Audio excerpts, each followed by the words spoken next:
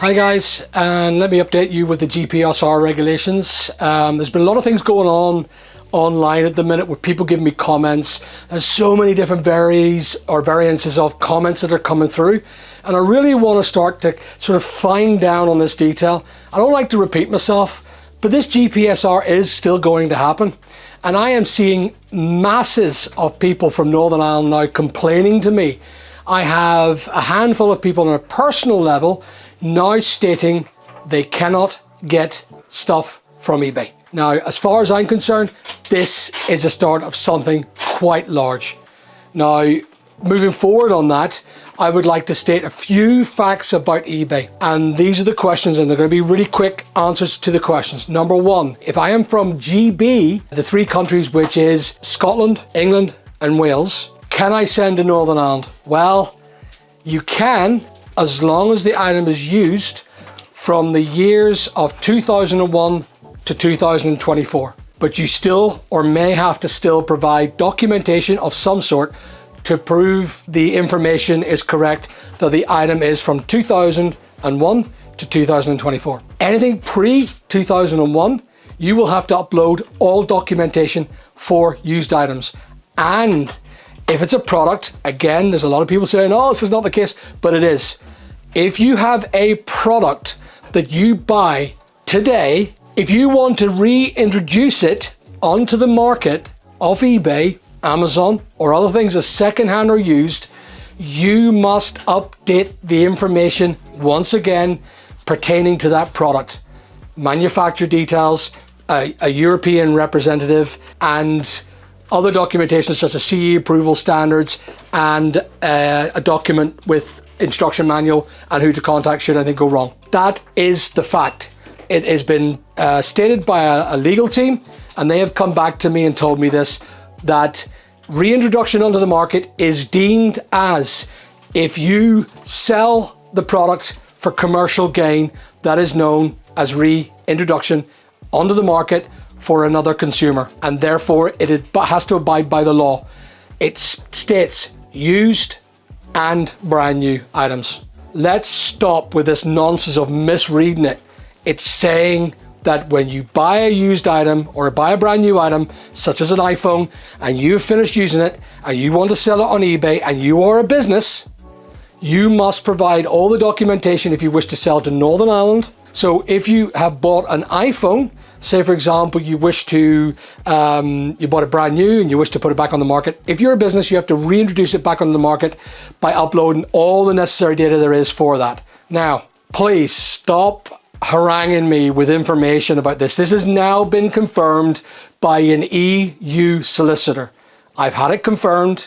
I paid for the pleasure of this solicitor to tell me this information, and he states clearly that a used item being sold back onto the market for EU consumers will need documentation uploaded, either this much or that much. Now, another comment, and I'm gonna address this nonsense. Someone said, "Oh, but you're a millionaire, and you would pay your staff 2 days to upload it. Why are you so tight?" Right, guys? Please, I'm gonna ask the staff, guys, how much do you reckon in time?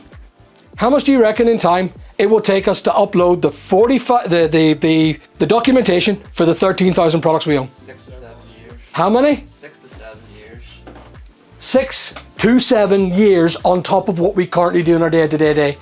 So you're saying, Mr. Dope, because that's what you are, you're a bloody dope. You've not looked at the whole thing and you've not understood what's going on. Doesn't matter if I'm a millionaire. I've worked very hard to understand the rules and regulations throughout my entire career to try and develop myself and develop businesses I own, to create jobs for people to be here and work here. I keep them well, I look after them well, and they do get paid well. So stop that nonsense. I won't hear you say that I am a tight-fisted person. All right, so that's enough of that. So in regard to that, it will take 5 to 7 years for me to upload 13,000 products. I would have to simply stop what I'm doing and ask everyone, instead of doing an average of, 40 listings a day in your full-time job, guys? Yep. An average of 40 listings a day, that will be reduced to about 10. Guys, what is the take-up rate on eBay for the take-up rate in a week of what we list on eBay? 10%? 10%, yeah, 10%. So it's 10% of all the products. So what we would have to do, we would probably only do about 8 products of listing in a full-time job in a day, 8 to 10. Maximum at a push, because it's going to be an hour per listing to get the documentation for to do, say, something like, shall we do something here? What's this? There you go. First aid bacterial spray. We will now have to find the manufacturer with the EAN, and we would have to sell this little tiny product. How much is it going for, guys? Maybe $6.75. $6.75, okay? That's with free postage, okay? Now, that means that we're probably going to make about 50p to a pound. This would mean that to do this, I would have to pay my staff £1 an hour. So I would have to reduce their wages by 1,300% for them guys to effectively put this online within EU and UK or EU and Northern Ireland standards. So what does this mean? This means that I can't afford to sell this anymore. I have to bin it. I have to bin every product that's just too cheap for me to cost effectively sell something. That limits our consumers in Northern Ireland. That limits our consumers in the European Union. All right, I don't sell to the European Union, but I do sell to my own countrymen. And I cannot now supply to them because I am not going to be compliant. Why? Because I simply cannot afford it. This business will go bankrupt within 3 months of not being able to afford or sustain the cost that would have to be put into it. So where are we on this? The simplicity is, and it really does say this, it is unreasonable and highly unethical for any government, institution or regulatory board to push this down the road because it affects people like the people behind me, my good staff. And every boss have great staff working for them. And they're proud of that employment, they're proud of that business they run.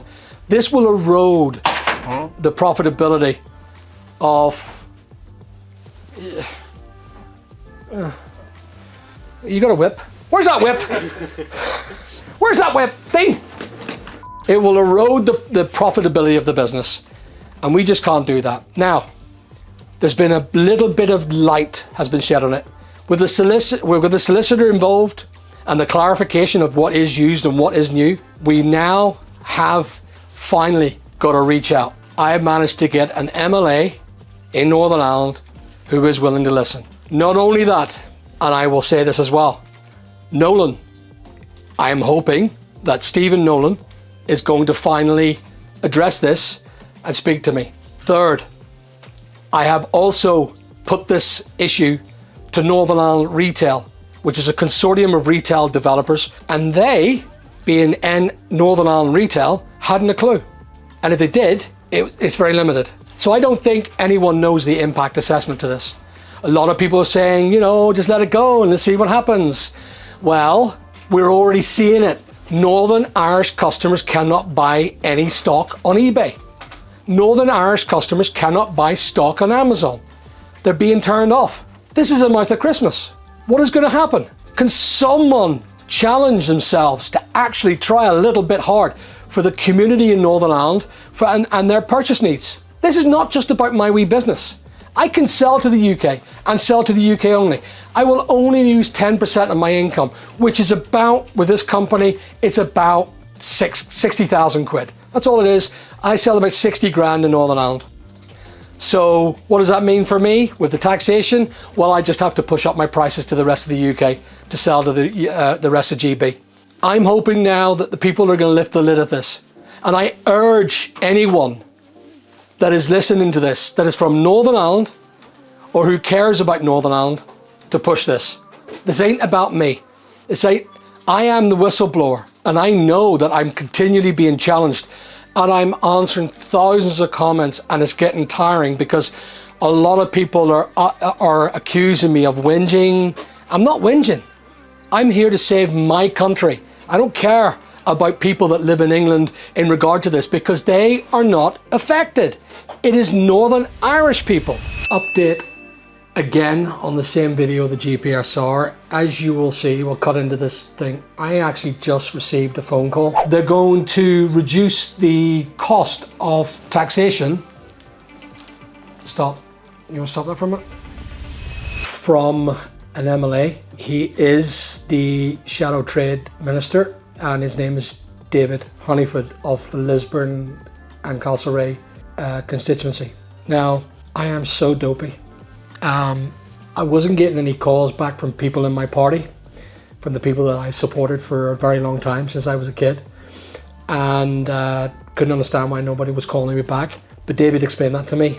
But David spent 1 hour conversing with me about the issues surrounding GPSR, and he is happy and committed to being involved in the process of trying to find resolution and trying to save a stitch in time in regards to this issue of everyone in the GB turning off their supply to Northern Ireland on eBay, Amazon, OnBuy, Etsy, Vinted, etc. This is going to be a massive cataclysm for Northern Irish buyers on the digital online platforms such as eBay, etc.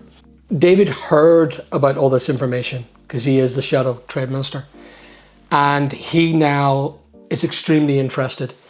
I've also reached out to Glyn Roberts, who I expect to get a call, and I've also explained to you that I've had researcher conversation with Nolan's team, BBC Nolan's team, and so it's getting very serious for me. I'm the only one that's looking to take it seriously, and clearly I'm being heard by the right people.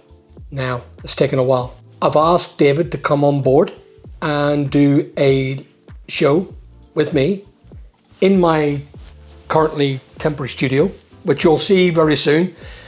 And this is not the temporary studio, by the way, this is actually going to be a studio for the podcasts. And he has said to me, listen, I need to be geared up with information. I will look at all the videos you have and I will provide you the answers that I can find at an assembly level, and hopefully bring other politicians involved or involved as well. So there it is. It's so positive. The Alliance Party, again, the party that I have hoped and worked with and supported for the last 20 years of my life, are now coming to call. And they are the first to call me back in regards to that. I did go to other parties and they never called me back. So this is good news. We now have someone in a very senior position to call me back. There it is, guys. Thank you. And please, because of the effort I'm putting into this country, all you Northern Ireland folk, please like and subscribe. We have a business here, we employ staff here, and we would love to hear from you about your issues around business to business, business to people, business to commercial, whatever it is. Come and comment with me.